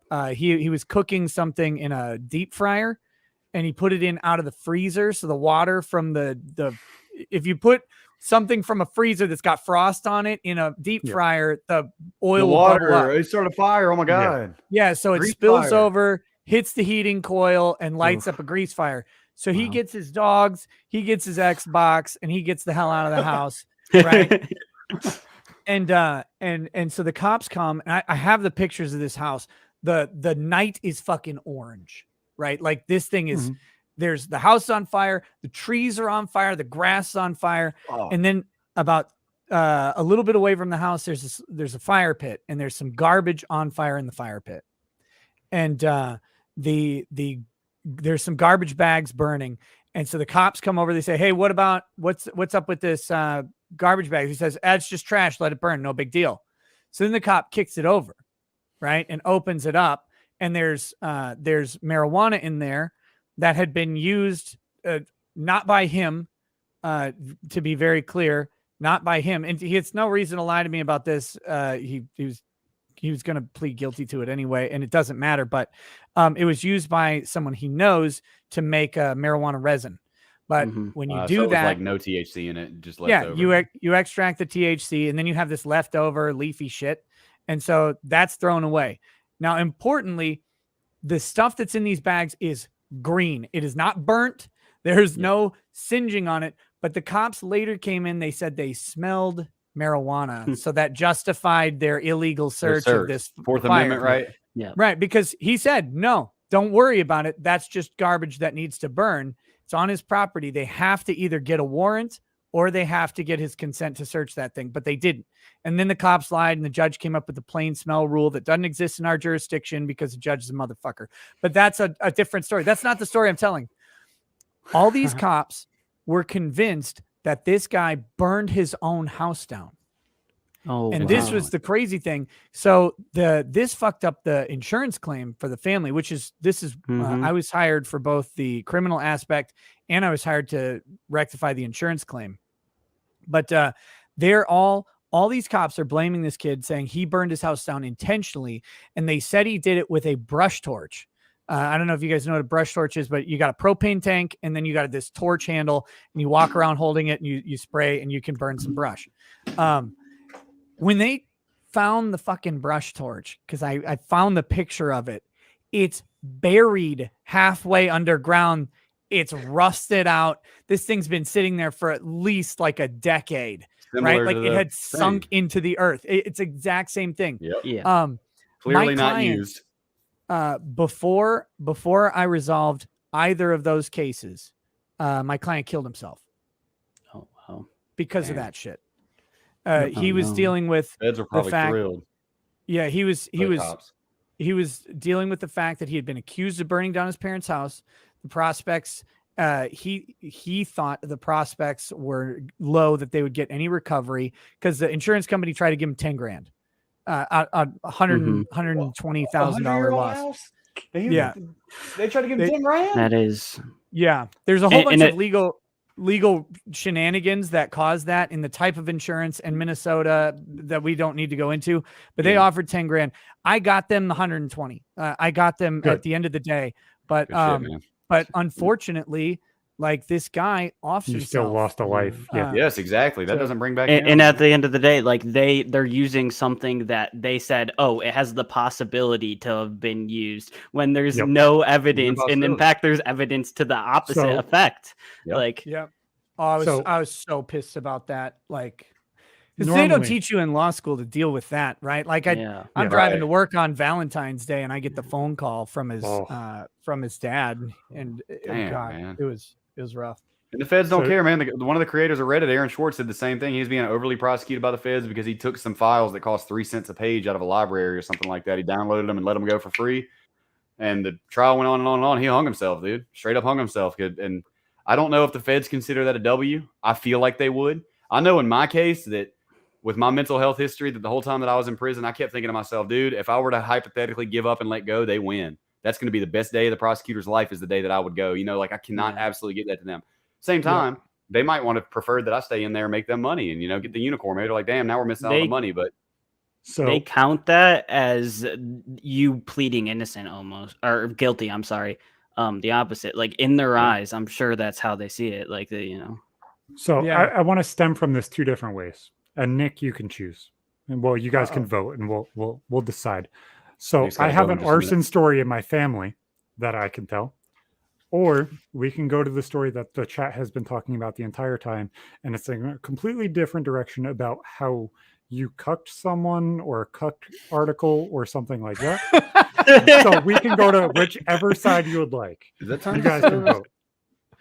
I know we only got a few minutes left with you guys. With the chat's asking about the cuck article. I wrote. Let's go with the cuck article. Not a lot before he leaves, and then we'll finish up with a Zach story. With Zach story, all right. So what's this? We were talking about the right-wing version of Hassan. Thank you. So this is actually a story of a guy named Jack Murphy. I don't know if you guys are familiar with Jack Murphy, but I've heard the name, but I don't know who he is. Yeah, he was a guy. He showed up on Tim Pool's podcast a whole lot for a while, and he had this thing called the liminal order, which is like a business organization, networking organization for men to build stuff. And it's about family and masculinity and business and networking, and your own network is your only safety net, et cetera, et cetera, et cetera. Right. And he was on the You Are Here podcast with Elijah Schaefer and Sydney Watson, and Dr. Dickenballs sent in the greatest, probably most effective super chat in the history of mankind for $10, said, ask Jack about the cuck article that he wrote, or ask him to explain the cuck article.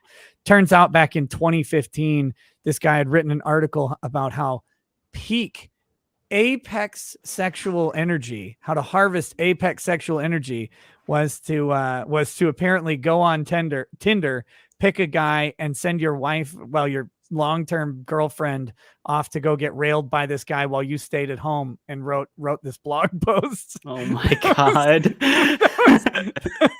The cuck article. I'm just not down with this new age shit, man. I just don't think I'm with it, you know? That is crazy. Oh my God. It's it was the funniest thing. And I mean, he lost his mind on the show, and then he tried to backtrack it later, the next that week on Tim Pool. Backtrack. he's like, well, things got out of hand on the show, but I thought Sydney, because Sydney was just reading a super chat. It's like, I thought she crossed the line. She knew she crossed the line. I had to put her in her place and stuff because she went too far, but I lost my temper and that wasn't okay. Well, then people started looking into him and they found out that he had a Chatterbait page. Oh my God. We're gonna get banned, dude. Oh my God.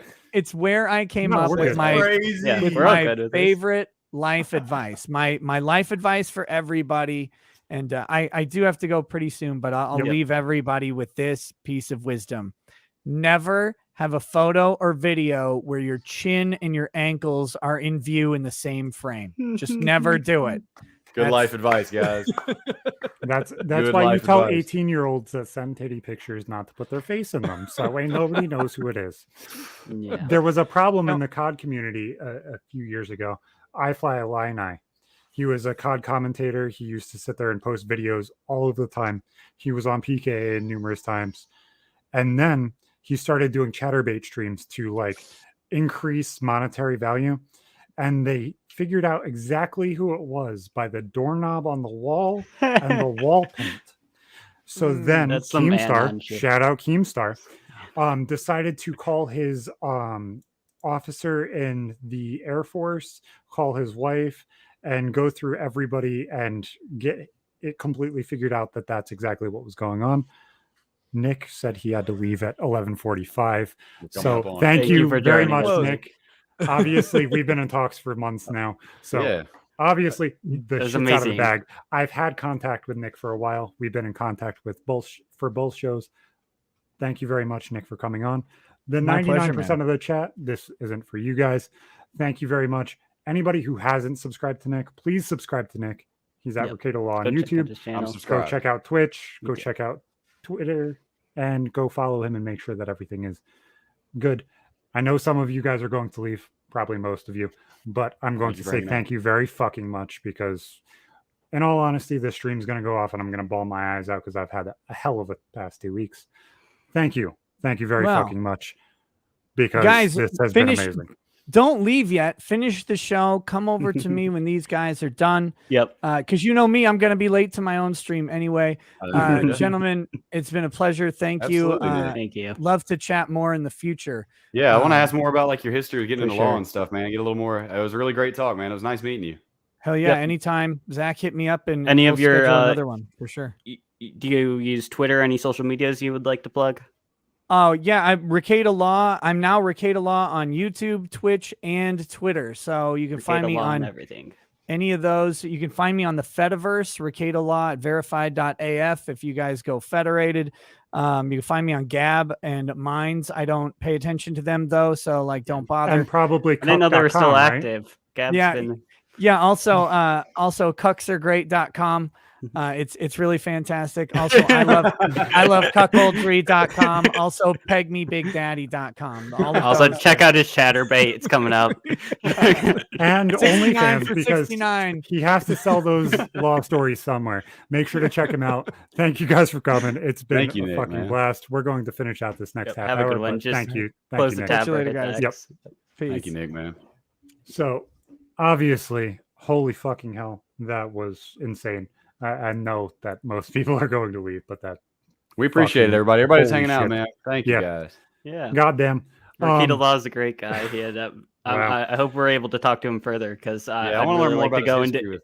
definitely Mhm. go Yeah. into depth more. No, Yeah. definitely. So there was a couple topics that I had in the Discord I wanted to talk about. Let's Let's try. minimize that and let's I see what wanted the to fuck I said. Have either of you guys seen the new Mark Rober video? No, because my wife keeps falling asleep. Damn it! Oh. She won't let me watch it without her. Okay, Damn. we'll talk about it next week. We'll talk. No, we can talk about it, but Um, I just haven't seen it yet. I don't want to Have you- spoil it. It's so good. Damn, man, I want to watch it so bad. Fuck, Harris keeps falling asleep. She's asleep Have right you now. guys seen the Oh. new She's pregnant. It is what it is. Yeah. the new Kingsman movie? I don't know what the fuck that is. No. Oh, Kingsman. is You've never great, seen but I the haven't seen Kingsman the new one. series? Kingsman. The first two Kingsman? movies No. are yes. They're like James Bond except funny. So they go through the entire story of like this kind of It's spy good. federation that's not That's a good way to aligned describe it, with a specific country, and they kind of dictate themselves on who's the bad guy and try and save the world in different ways. They attack the Americans, they attack fucking everybody. They go through the newest one and went kind of a different direction, which some people I guess didn't like, but they kind of like based it around history, which was amazing to me because I'm trying to talk to history guys about having them on and trying to have Right. like in-depth conversations about history as well. So they had people like Rasputin, they had the dude who killed Franz Ferdinand as like different people, Mhm. the different people that were trying to enact negative things in the world, and then they have to go through and kill all of them, and then like it's figured out who the head of all of them was. I really, really thoroughly liked the third movie. I'm not going to spoil it Is more it than brand that. new? It's brand new, but I can probably show it in a stream if you want to watch it. You know, I don't really You watch know- new stuff often. The only thing I've seen that's even remotely new is the new Jackass. That's about it. These movies, the first two are very, very fun and entertaining. This third one, I if really you like the understand first history, two. it's very, very, very good. It's Cool. a great fucking time. I did post in the Discord, when does life feel real? Because I was having like this I don't want to say psychosomatic, but like very, very internal conversation with myself about like, when does life feel like it's going to be okay? Because what the fuck? Like everything always feels either negative or extremely positive, Yeah. but everything kind of feels vague. There's always not that hue to everything where everything's kind of super, super in depth of Satisfaction. like, yeah, there's always not that payoff to Completion. every little I part. feel like I say this a lot, but I'm going to repeat it. Everybody kind of seems to think that the next person or anybody that they look of as above them knows where they're going. When honestly, when you talk to people, nobody has a fucking clue. Like Yeah. everybody's just kind of bumbling struggling. through life, stumbling their way, and Everybody's climbing a ladder. Mm-hmm. And there's no devoted path. When you're a kid, you think, there's just this devoted path to life that people take and they end up as adults. When it's so much more niche than that. I feel like, Zach, maybe you're talking about kind of like, it's almost in life, it's sort of like you wake up every day and you're just climbing. You know what I mean? I don't know how to put it. When do you feel in life like you can just sit down and take a breath and be satisfied? You know? Yeah, because When like, do I feel like I've got a moment of completion? You know, and if you're you not get doing moments, I better feel every like. day, you're always frozen. You're always stuck in the same place. You're never moving forward. But at the same time, if you sit here and you freeze for a day, that's a day where there's no growth. That's a day where you sit here and you struggle or you go backwards. And And waste some yes, of your time. there's days that are bad, there's days that are negative, but that doesn't mean that it's a complete waste or a complete shit day. You still Absolutely. have improvement, you still have movement. It's just like it's not necessarily when does it feel like everything is going to be okay. It's just like when does it get that HD texture that everybody kind of acts like's already there. And I don't know if that's depression talking. I don't know what the hell that is, but it's just like there's not that like enlightenment to life unless everything's close to the end. And so many people kind of like look back at their life and, oh, it's fucking amazing. And maybe that's the way to tell that it's over. But days get better every day, but there's still no HD texture to it. There's no everything's great, everything's perfect. Life nothing isn't real. Ever will be. And I feel like this is more of a product of our modern age, is that people present perfect lives a lot of the Absolutely. time. And I think that's a large reason why narcissism and depression and things like this are on the rise. I think a lot of it has to do with social media and the fake appearances and the lack of true humanity that we really display. Because those of us who are living in real, dirty, gritty, honest humanity don't live like that. And it feels inferior at times to people, you know? And not to put us on a high horse, which the statements can do, but like, I feel like that's what we do differently is we try to be honest with people and show our struggles. And Zach's really great about this. I'm less so, but I'm out there trying, and we're trying to be real with people and not portray something that we're not. Fake doesn't help, bro. No, if you're open and you're willing to speak on things, not only will people more likely listen to you, but there's also you're taking that ammo away from somebody who might not like you. If somebody comes up to me and says that I'm a depressed fucking douchebag who only complains about his mom and his childhood, yeah, you're boiling me down to the most minuscule fucking ideals. Yeah. It doesn't matter what you think at that point. That's all you have. And then it's dismissive. Yes. Yeah. Like I if you get me into a specific conversation at that point, you're going to lose. You're going to lose every single step of the way at that point. It's taking away every single step and argument you specifically have. But it's just so weird looking at things and understanding, things are growing, things are getting better, things are expanding every single time. Absolutely. It's just weird where that correlates and where that connects. Josh, I know you sent that privately. I'm going to address that for a second.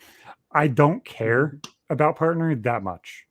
I understand. Yes, there's not that much change, but I would rather make it off of merit and people staying and people enjoying the content than having huge guests every single time and it only growing because of guests. I want them to stay because of us and come because of them. Yeah. Oh, I understand. Stay because of the conversation, stay because of the intent of what it is. And that's what matters. Like, partner is nothing but a check mark. It doesn't add any validation to my life. Turns out, even though the rumor is different. Yeah. Like, it doesn't add any validation. It just doesn't. Like, you're going to say that I'm big on Twitch, but in the grand scheme of things, if I streamed right after the show is over, I'm going to get 5 people. I'm going to get 10 people. And you know what? I'm going to They're going to be happy to be there and have fun. And I'm going to be happy regardless of how many people are in here. I don't honestly care. I'm thankful for every single one of you.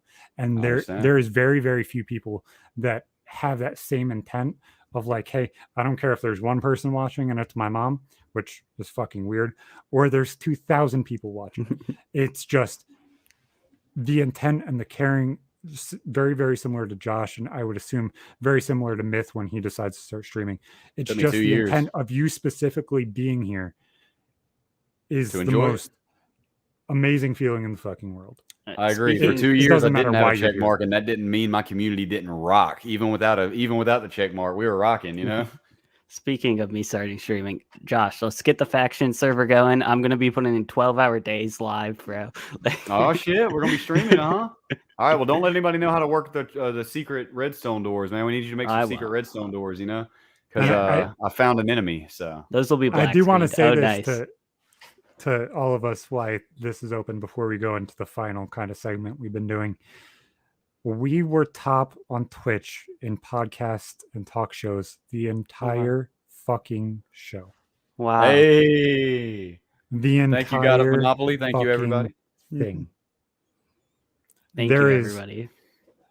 There is only a few shows that can genuinely do that. And I think at some point, regardless of how many people stick around or don't stick around, I think there's people that not only enjoyed the conversation, but the people that stick around might actually be able to get something and change their life and actually enact change in some way, that they're able to get bigger and be a better person or make a better life because of things that we say. So thank you, every single fucking one of you. And Drapsky, fuck you. We're not bringing back Void. Maybe for episode 100. Void's a great dude. Bring back the guest episode, but oh, wait, when we get sponsored by a Delta 8 company. Yeah, we'll have a great advertisement sponsor on, you know. I always thought that'd be great. Like if we ended up getting through with that Delta 8 sponsor, he hasn't wrote me back in a while now, but wouldn't the best sponsor be like just a 2-hour episode of us just completely silent? Like I feel like we just have a lot of space talk, and it'd be really stupid in hindsight, right. but we'd have a great time doing it. We'd be like string theory, bro. Those alternate dimensions, and let me tell you this: the sales of that Delta 8 company would skyrocket. Oh, yeah. Feel free to choose a number in between 1 and 44 because I'm lazy and haven't. I kind of want to talk about the story you brought up before we went live. Oh no, you guys want to go arson? Ooh. No, wait. What was the one you talked about before we went live? Oh, before we went live, he talked about his mother falling for a Nigerian prince scam. Oh yeah, that's what it was. Yeah, hit us with that. I never met anybody that fell for that scam, dude. So feel free to choose either a Nigerian prince scam or a arson story. You guys go through and decide right now. If we want to run a poll in the chat, go ahead and feel free to do that. I'll give you guys like 2 minutes to figure out what the hell we're doing. I think Nigerian prince chat. I really want to hear about this Nigerian prince because I've never heard of anybody falling for it. Do we have a poll going, or should I start? No. Fly, dude. This fly has been driving me insane, Zach. You got to edit the fly out, all right? I need you to painstakingly go through every 2 hours and remove the fly. Yeah, I'm just going to put a box here, Josh. It's going to be a box, like a big censored box. Yeah.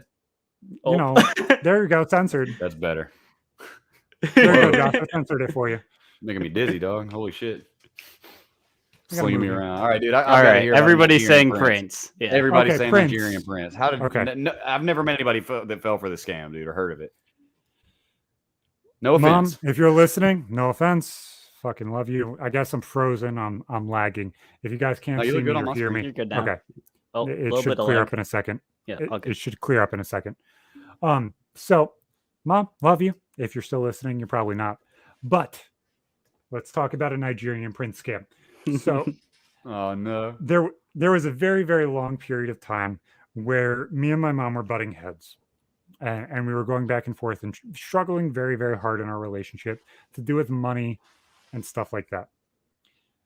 So we were constantly butting heads. They ended up deciding to move in with us because they were homeless, and I didn't agree with this at the time, but my wife was like, we have to be the better person here and allow them in our house. That way they're not homeless. So at this point, my mom comes to me and my wife and says, hey, I'm seeing somebody else. We're getting a divorce and shit isn't really working out. Also, probably not my story to tell, but you know what? Fuck it. She can be mad at me. It is what it is. Mom's gonna start her own podcast and exactly. Just expose me. It's fine. No, I've had a full-on video on my channel about this entire story where I like bashed my mother over M&M's cleaning out my closet. There's some really funny jokes in there. Some really, really ones that should have cut deep that didn't, and ones that stuck out that didn't. It was weird. So she moved in with us and essentially admitted to going out of her relationship to find happiness, and that caused a lot of strain on our. She was in a relationship when she got this Nigerian email or Nigerian prince thing. Okay. So that breaks up her marriage, obviously, because when you're in a relationship, whether one side wants to work it out or not, it just happens. It breaks the relationship completely, or it gets fixed. This didn't get fixed. So she was dating her lawn man that ended up being like somebody who tried to rent them an apartment in front of him and his wife. Super complicated story. I called them out and I wrote the mother of the dude's kid, hey, this is what's going on. Figured you should know. Made the pun of the Facebook account Nick Green, because my name. Color. Was it so- NIC without the K or the H? Yeah, it was Just full on like pun. that. That's Yep. great. So we go through and we they end up moving out, and about a month later we completely cut to all ties. Like, the decisions you're making are dangerous, the things you're doing are dangerous, and Logical, yes. I don't agree. She messages back with, "But I love Michael." And I was like, "Who the fuck is Michael?" Because both of them were named Michael. And she sends me a picture of the blackest person with kids I've ever seen in my life. It was a Zoom call, so the entire screen was black except his eyes and his teeth. And this dude was from Kenya, Africa. So there was no light in the room. And She was zooming a real person, though. This Yes. guy was okay. I mean, Zooming a real that's a person. little better than what happens on Catfish, Yeah. I guess. no, it gets worse. Don't I'm worry. listening. So my mom's been on disability because of mental health reasons and her weight and stuff like that. So she's on a very, very, very, very, very fixed income. Also, comment to the chat. Prediction: Zach was the Nigerian scammer. No, there is a 0% chance that is a joke to the story. There is a 0% chance I ever want to see my mother's pussy in my life. Oh I God. promise you. Oh, that that's is where the not story's this is going. I don't Listen, think everybody. you could if you wanted to, honestly. It is what it is. Monkey TOS. So, back to what I was saying. Sorry, getting overwhelmed. The viewership getting to me. So she messages me, and she started sending not only her check, but my sister's disability check to him. Dude, God. oh my God, bro. He had her good. That's so Hundreds sad, man. and hundreds and hundreds of dollars. So was this month. What was the purpose to bring was him this to to America? support him, or Right, yeah. was it like a classic Nigerian scam, like he was promising No. something in return? Well, there's two parts of it, and that's the more fucked up thing. This is screwed, bro. First part, obviously, he needed the money. He's in fucking Kenya. There's nothing that's going on. And no, I'm not off my medication. Actually, I was medicated today. Go fuck yourself. Love you, Murph. So we looked at this situation, was interacting with some of our family, and we got more information than what obviously we wanted. We go through and we get some information. Obviously, he needs the money because he lives in Africa, and he was intending to move here with his kids. His 6 kids that were under 6. 6 children under 6. Wow. And then I saw screenshots of this. So obviously not fake. Every other person other than me is very, very, very, very bad with computers in my family. All of them are computer illiterate. There was screenshots of text messages that he needed a liver, Oh, what? Oh. which is the Nigerian scam that everybody knows of. The Organ whole, stealing? I need a liver, blah, blah, blah, blah, blah. Were they literally trying to get her liver, though? Who the fuck knows? Is that the ultimate goal? I think they were trying to get money from her Then- and using For it as a liver? sympathetic leverage. Okay. He started commenting on all of the pictures of my sisters, my kids, Oh. saying my beautiful princesses, my beautiful queen, and everything. Like he was else. involved? Like he was in the mix, just talking like that? Yes. Oh, hell no. So still to this day, my mom has a tattoo of Michael across her chest. I mean, fucking, have you showed her the song Puke by Eminem? Can't believe I went and did this stupid shit again. My next girlfriend, now her name's got to be Ken. She just got to find it. So, Name Michael. so Eminem the with more Kim. fucked up part, Hey, I got- Drapsky, looking at you. I thought that this was really, really funny. And I guess it's kind It's of sad, bro. race-baity. But when all of this happened and we started interacting again, I sent her all of the compilation of Ugandan knuckles. Anything else, too. Like, do you want to deal with 'Cause this for the rest of your life? You I never disrespect my freeze. queen. I spit on you. Oh, I poo. spit on you. Poo.